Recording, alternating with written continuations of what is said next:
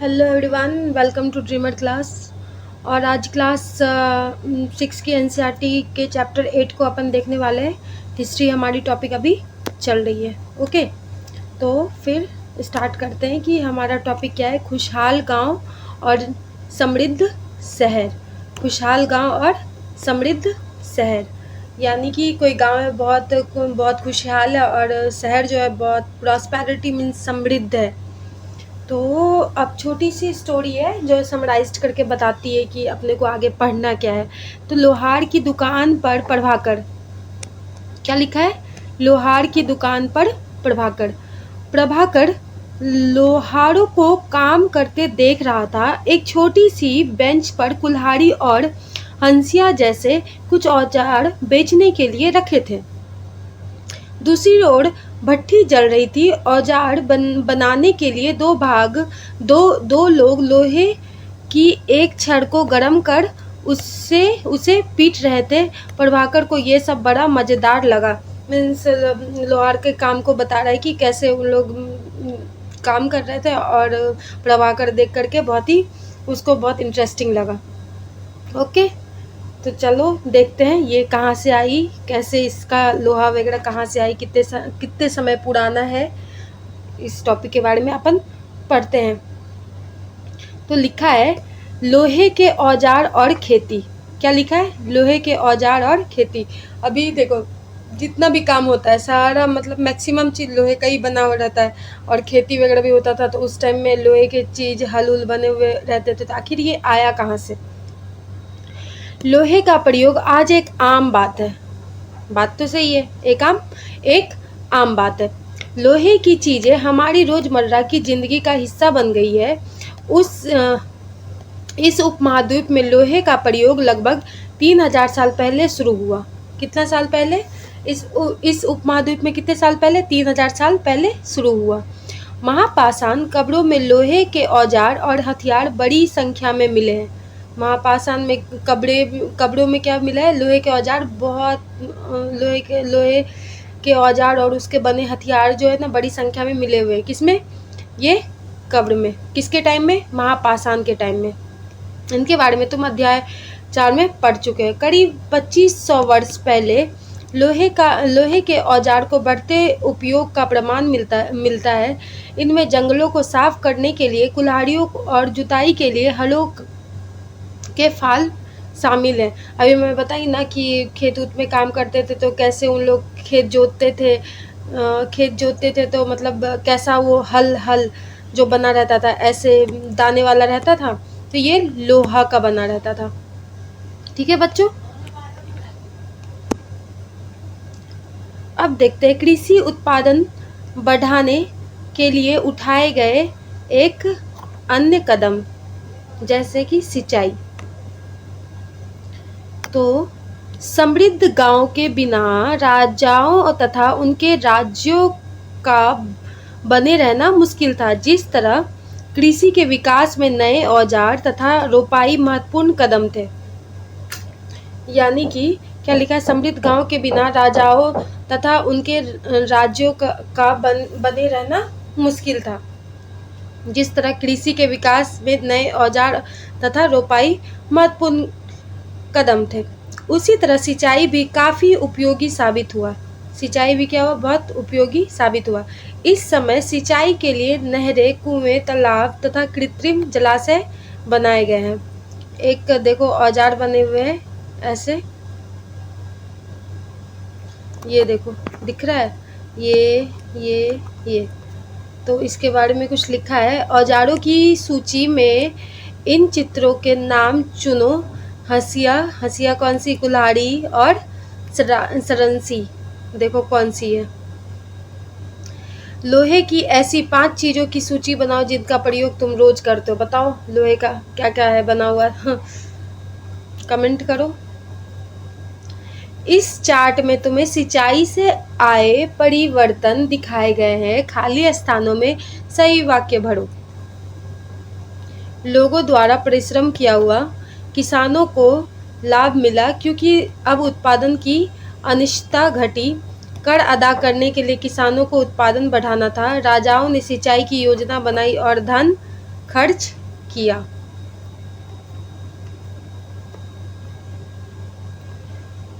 राजा को सेना, महल और किले बनवाने के लिए धन चाहिए, वो किसानों से कर लेते हैं। ये सिंचाई, डिफरेंस बता रहा है दोनों के बीच। गांव में कौन रहते थे? अब देखते हैं कि गांव में कौन रहते थे। इस उपमहाद्वीप के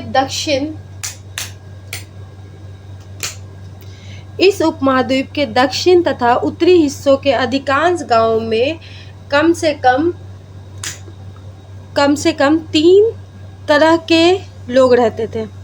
इसका मतलब है इस उपमहाद्वीप के दक्षिण तथा उत्तरी हिस्सों के अधिकांश गांवों में कम से कम कितने तरह के लोग रहते थे? 3 तरह के लोग रहते थे।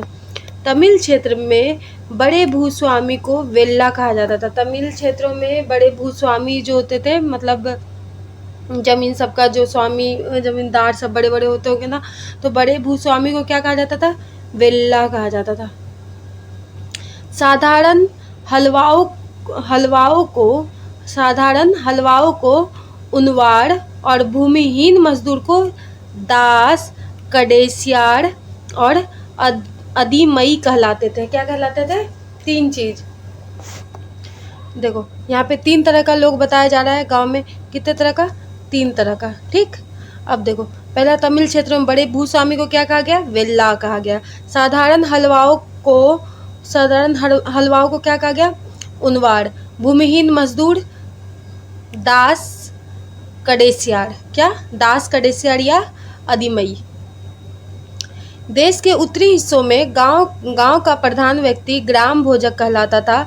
अक्सर एक ही परिवार के लोग इस पद पर कई पीढ़ियों तक बने रहते थे, यानी कि यह पद अनुवांशिक था। ग्राम भोजक के पद पर आमतौर पर गांव का सबसे बड़ा भूस्वामी होता था। ग्राम भोजक के पद पर सबसे बड़ा जो पद दिया जाता था, किसको आमतौर पर किसको दिया जाता था? भूस्वामी को दिया जाता था। ठीक है, भूस्वामी को दिया जाता था। किस पे? ग्राम भोजक के पद पर। साधारणतः उनकी जमीन पर इनके दास और मजदूर काम करते थे।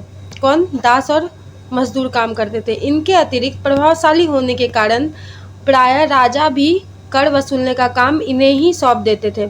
ये न्यायाधीश का और कभी कभी पुलिस का काम भी करते थे। ग्राम भोजकों के अलावा अन्य स्वतंत्र कृषक भी कहलाते थे। ग्राम भोजक के अलावा कौन थे? अन्य कृषक भी कहलाते थे, जिन्हें क्या कहते थे? गृहपति। क्या कहते थे? गृहपति। क्या?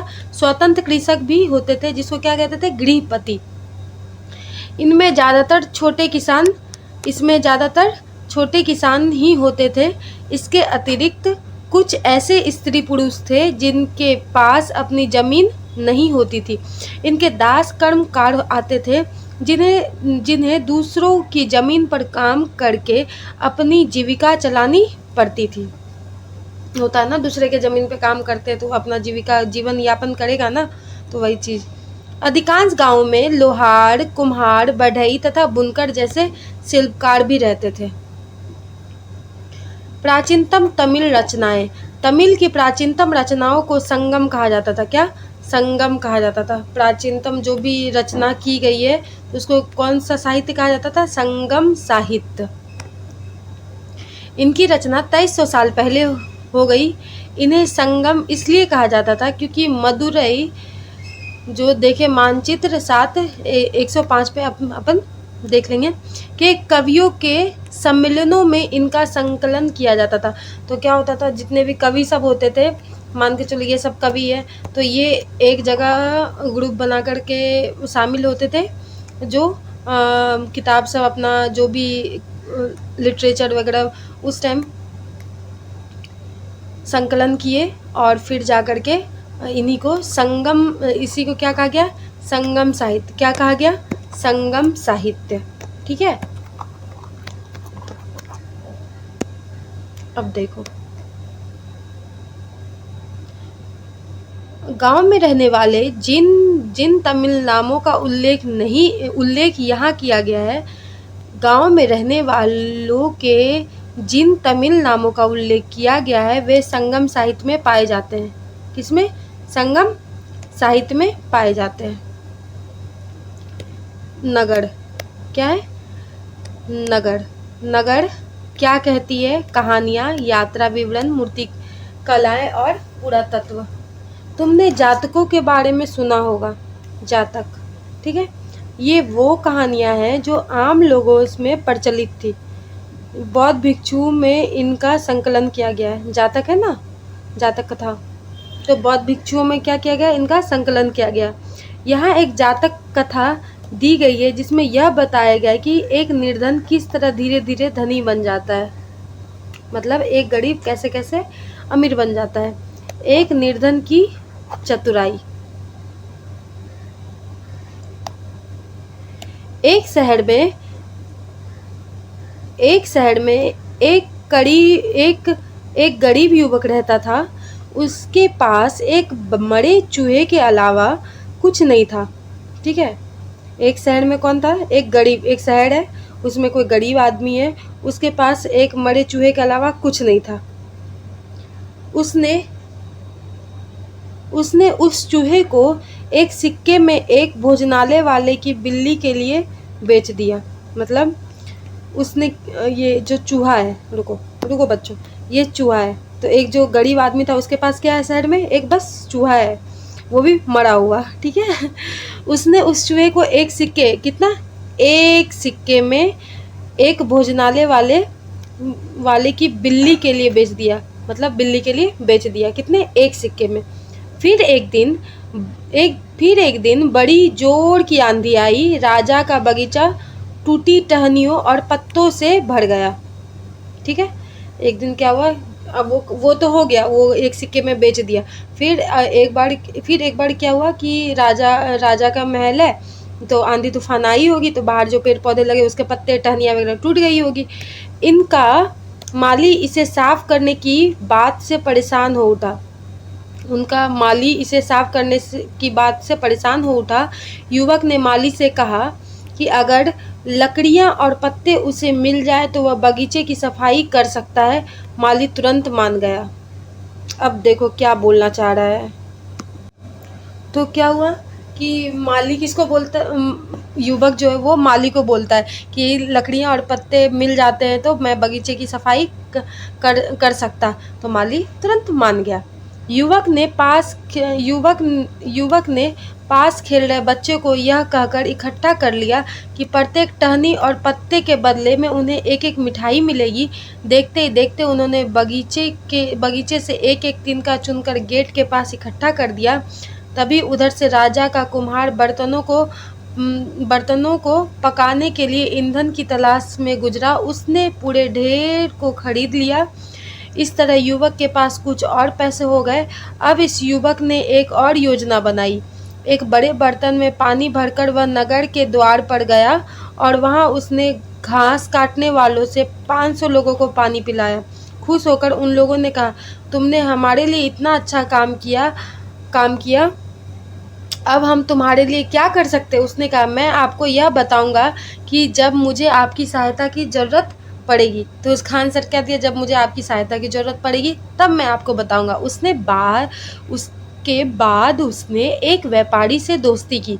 एक दिन उस व्यापारी ने बताया, कल एक घोड़े का व्यापारी 500 घोड़ों के साथ शहर आ रहा है। क्या हुआ? फिर से समझो। उसने कहा, मैं आपको तब बताऊंगा जब मुझे आपकी ज़रूरत पड़ेगी, ठीक है। वो तो पानी पिला दिया था, जो घास वगैरह काट रहे थे, तो वहाँ 500 लोगों को पानी पिला दिया। अब उन लोग बोलते कि आपकी मैं क्या सहायता करूँ? तो उसने बोला कि समय आएगा तो मैं आपको बताऊंगा। तो उसके बाद उसने एक व्यापारी से दोस्ती की। इसके बाद क्या किया? एक व्यापारी से दोस्ती किया। एक दिन उस व्यापारी ने बताया, कल एक घोड़े का व्यापारी 500 घोड़ों के साथ शहर आ रहा है। मीन्स एक व्यापारी आ रहा है, कहाँ? व्यापार करने आ रहा है कि 500 घोड़ों के साथ। यह सुनकर इस युवक ने उस घास काटने वाले लोगों के पास जाकर कहा, कृपया तुम सब एक एक घास का कट्टर मुझे दो और अपनी घास तब तक मत बेचो जब तक मेरी ना बिक जाए। उन्होंने उसे घासों को 500 गट्ठर दे दिए। जब घोड़े को व्यापारी को कहीं भी घास ना मिली तो उसने इस युवक की घास 1000 सिक्के में खरीद ली। इस कहानी में आए व्यक्तियों के व्यवसाय की सूची दी गई। प्रत्येक के लिए यह तय करो कि गांव में शहर तथा गांव दोनों में रहते थे। घोड़े का व्यापारी शहर में क्यों क्यों आया होगा? आप सोचो कि घोड़े का व्यापारी शहर में क्यों आया? बेचने के लिए, यहाँ पैसे मिलते थे, है ना। क्या महिलाएं कहानी में बताए व्यवसाय को अपना सकती है? उत्तर के कारण बताओ। अब देखो, प्राचीन नगरों के जीवन के बारे में हमें कुछ अन्य स्रोतों से भी पता चल सकता है। शहरों, गांव या फिर जंगलों के जीवन से जुड़ी घटनाओं को मूर्तिकार कलात्मक ढंग से उकेरते थे। इन मूर्तियों को ऐसी इमारतों की रेलिंग, खंभों या प्रवेश द्वारों पर सजाया जाता था जहां लोग आते थे। देखो, दिल्ली में मिला वलय कूप, हड़प्पा की जल निकास व्यवस्था से यह कैसे भिन्न है? नीचे ये दिया गया है, ये दिख रहा है बच्चों? नीचे सांची की मूर्तिकला या मध्य प्रदेश स्थित सांची के स्तूप की मूर्तिकला का नमूना है।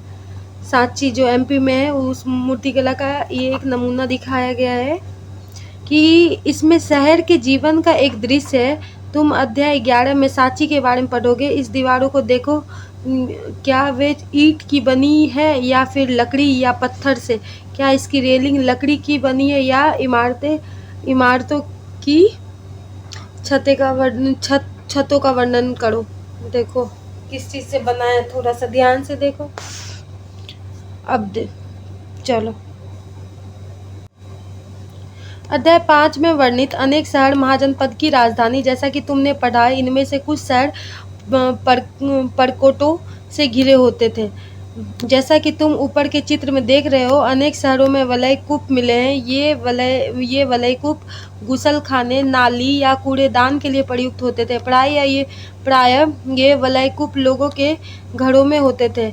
महलों, बाजारों में या आम घरों के अवशेष बहुत कम मिले हैं। संभवतः लकड़ी, मिट्टी व कच्ची ईंट या छप्पर से बने होने के कारण ये ज़्यादा समय तक टिक ना पाए हों। भविष्य में पुरातत्वविद इनकी खोज कर सकते हैं। प्राचीन शहरों के बारे में वहाँ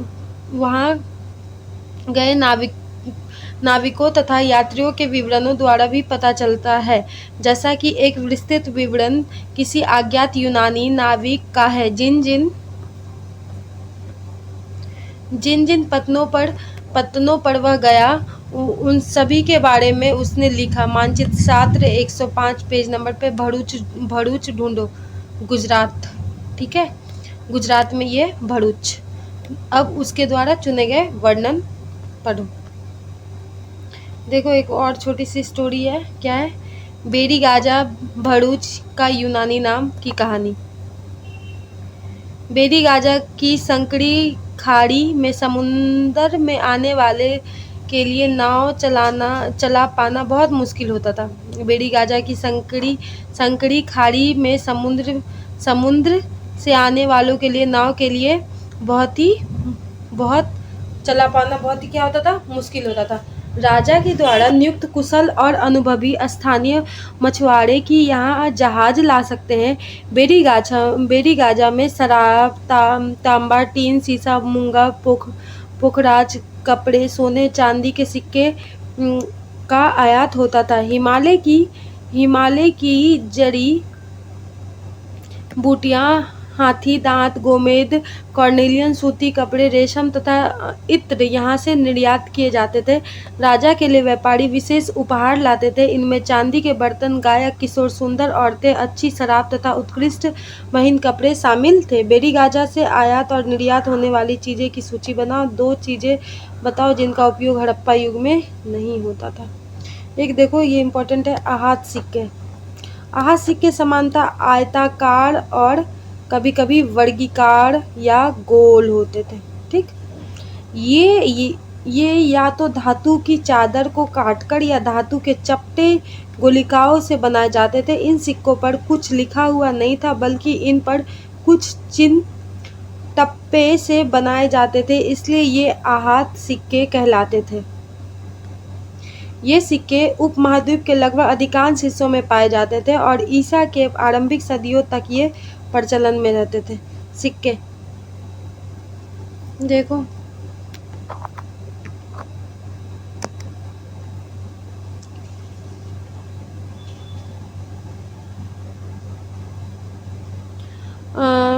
पृष्ठ 82 पर दी गई कहानी में तुमने देखा कि किस तरह सिक्कों के आधार पर संपत्ति का मूल्यांकन किया गया। पुरातत्वविदों को इस युग के हजारों सिक्के मिले हैं। सबसे पुराने आहत सिक्के थे जो करीब 500 साल चले। कितना? 500 साल। इसका चित्र नीचे दिया गया। चांदी या तांबे के सिक्के पर विभिन्न आकृतियों का आहत कर बनाए जाने के कारण इन सिक्कों को क्या कहा गया? आहत सिक्का। क्या कहा गया? आहत सिक्का।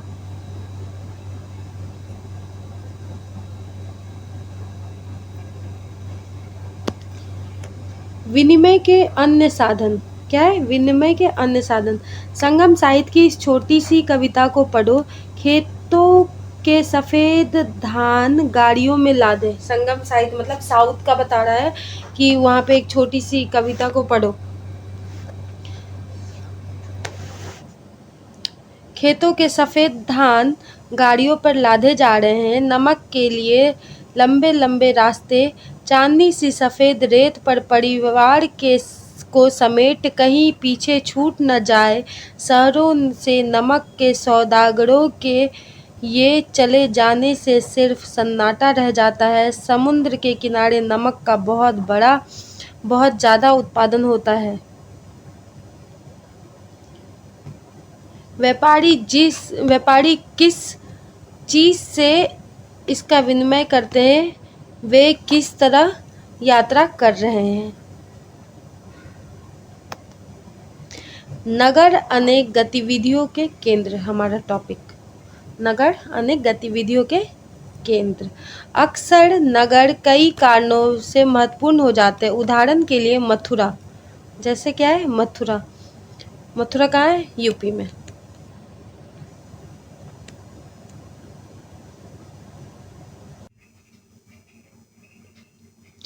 2500 साल पहले से भी ज़्यादा समय से एक महत्वपूर्ण नगर रहा, क्योंकि यह यातायात और व्यापार की दो मुख्य रास्ताओं पर स्थित था। कौन सा जगह? मथुरा। इनमें से एक रास्ता उत्तर पश्चिम से पूरब की ओर, दूसरा उत्तर से दक्षिण की ओर जाने वाला था। यानी कि ये जो डायरेक्शन है, पूरब पश्चिम उत्तर दक्षिण, तो ये क्या बोल रहा है? क्या कि इनमें से यहाँ पे मान के चलो हमारा ये है मथुरा। ठीक है, यहाँ पे क्या है? मथुरा। अब देखो कि उत्तर पश्चिम से, तो उत्तर हमारा कौन सा है? ये डायरेक्शन है। पश्चिम ये डायरेक्शन, तो कहने वाला है उत्तर पश्चिम से पूरब की ओर। तो पूरब क्या है? ये पूरब की तरह इधर, तो ये रास्ता के बारे में बात कर रहे हैं। ठीक है।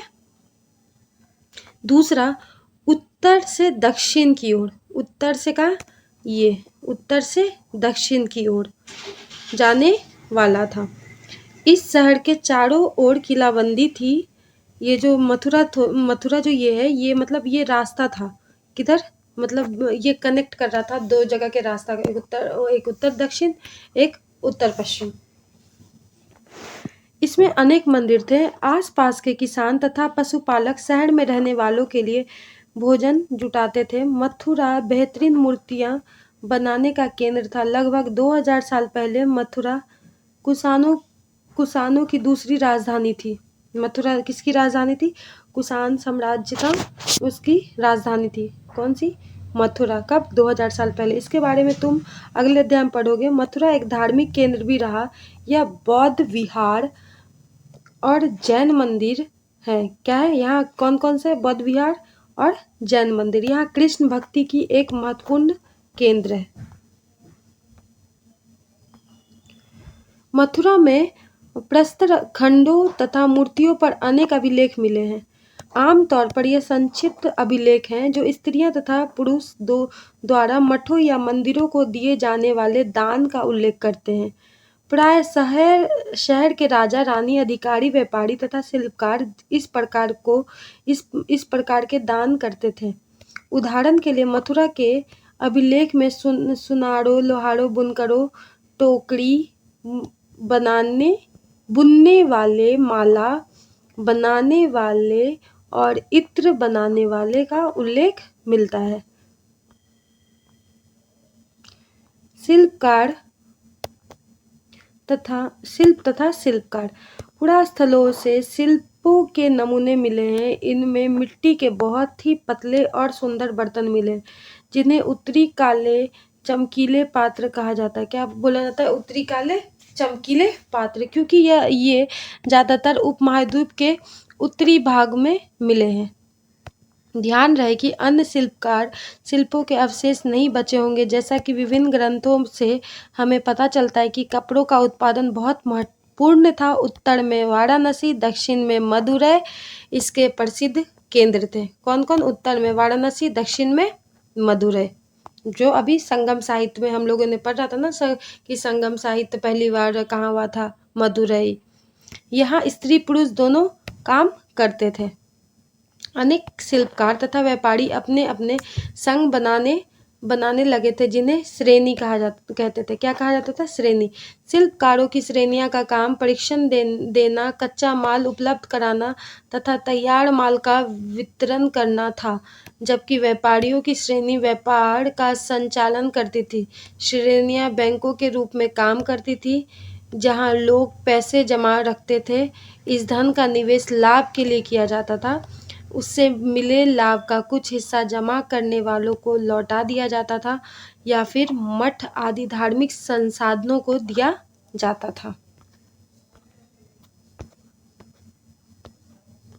अब देखो क्या है? उत्तरी काले चमके पात्र, NBPW।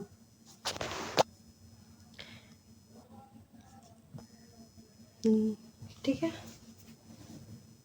ये एक कठोर चाक निर्मित धातु की तरह दिखने वाला तथा चमकदार काली सतह वाले पात्र थे। कैसा? काली सतह वाले पात्र थे।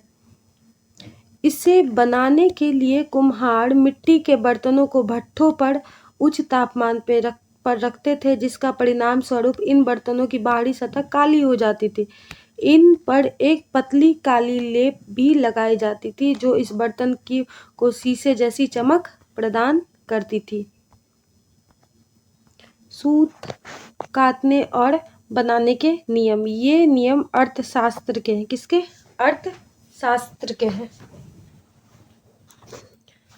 अध्याय 7 में अर्थशास्त्र का उल्लेख किया गया है। इसमें वर्णन किया गया है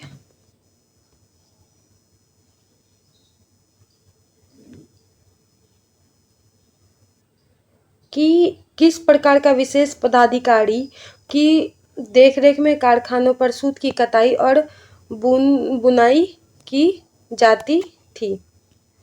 ऊन, पेड़ों की छाल, कपास, पटवा तथा सन को तैयार करने के काम में विधवाओं, सक्षम अक्षम महिलाओं, भिक्षुनियों, वृद्धा, वेश्याओं, राजा की अवकाश प्राप्त दासियों, सेविकाओं और अवकाश प्राप्त देवदासियों को लगाया जा सकता है। इन्हें इनके काम के और गुणवत्ता के अनुसार प्राश्रमिक देना चाहिए। ठीक है, प्राश्रमिक देना चाहिए। जिन महिलाओं के बाहर निकलने की अनुमति नहीं थी, जिन महिलाओं को क्या था? बाहर निकलने की अनुमति नहीं थी, वे अपने दासियों को भेजकर कच्चे माल को मंगवा सकती है और फिर तैयार माल उन्हें भिजवा सकती है। और औरतें जो कारखाने तक जा सकती है, उन्हें अपना माल कारखानों तक तड़के ले जाना पड़ता था, जहां उन्हें पारिश्रमिक मिलता था। जिस समय माल को अच्छी तरह जांचने के लिए रोशनी रहती थी, अगर निरीक्षक उस औरत की तरफ देखता है या इधर उधर की बातें करता तो उसे सजा मिलनी चाहिए। अगर औरत को अपना काम पूरा नहीं किया तो उसे जुर्माना देना होगा। इसके लिए उसका अंगूठा भी काटा जा सकता है। बाप रे।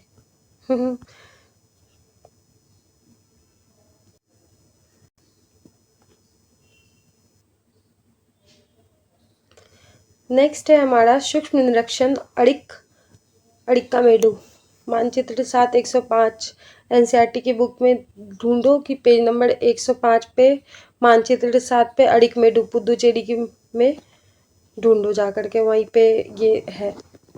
पृष्ठ 88 में रोम के बारे में दी गई जानकारी पढ़ो। लगभग 2200 से 1900 साल पहले अड़िक्कामेडु एक पत्तन था। क्या था? बंदरगाह था। यह दूर दूर से आए जहाजों से सामान उतारते जाते थे। यहाँ ईंटों से बना एक ढांचा मिला है जो संभवतः गोदाम रहा हो। यह भूमध्य सागरीय क्षेत्र के एन्फोर्डों जैसे पात्र मिले हैं। इनमें शराब या तेल जैसे तरल पदार्थ रखे जा सकते थे। इनमें दोनों तरफ से पकड़ने के लिए हत्थे लगे हैं। साथ ही यहाँ एरेटाइन, क्या है? एरेटाइन जैसे मुहर लगे लाल चमकदार बर्तन भी मिले हैं।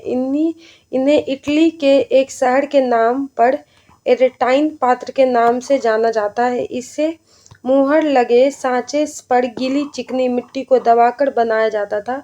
कुछ ऐसे बर्तन भी मिले हैं जिनका डिजाइन तो रोम का था, किंतु वे यही बनाए जाते थे। यहाँ रोमन लेप, शीशे के बर्तन तथा रत्न भी मिले हैं। साथ ही छोटे छोटे कुंड मिले हैं जो संभवतः कपड़े की रंगाई के पात्र रहे होंगे। यहाँ पर शीशे और अर्ध बहुमूल्य पत्थरों से मनक्के बनाने के पर्याप्त साक्ष्य मिले हैं। अभिलेख मिट्टी के बर्तन। कई बर्तनों पर ब्राह्मणी लिपि पर आरंभिक मिले हैं। देखो, प्रारंभ में तमिल भाषा के लिए इस लिपि का प्रयोग किया जाता था, इसलिए इन्हें तमिल व्याकरण अभिलेख भी कहा जाता है। अन्यंत्र क्या है? एक्वाडक्ट। मानचित्र 676 में रोम ढूंढो। रोम कहाँ है? यूरोप में। यह यूरोप के सबसे पुराने शहरों में एक है। इसका विकास लगभग तभी हुआ जब गंगा के मैदान के शहर बस रहे थे। रोम एक बहुत बड़े साम्राज्य की राजधानी था। यह यूरोप, उत्तरी अफ्रीका तथा पश्चिमी एशिया तक फैला साम्राज्य था। इसके सबसे महत्वपूर्ण शासकों में से एक ऑगस्टस ने करीब 2000 साल पहले शासन किया था। उसने कहा कि रोम ईंटों का शहर है, जिसे मेन संगमरमर का बनवाया। ऑगस्टस और उसके बाद के शासकों के कई मंदिर तथा महल भी बनवाए। ऑगस्टस ने बड़े बड़े रंगमंडल,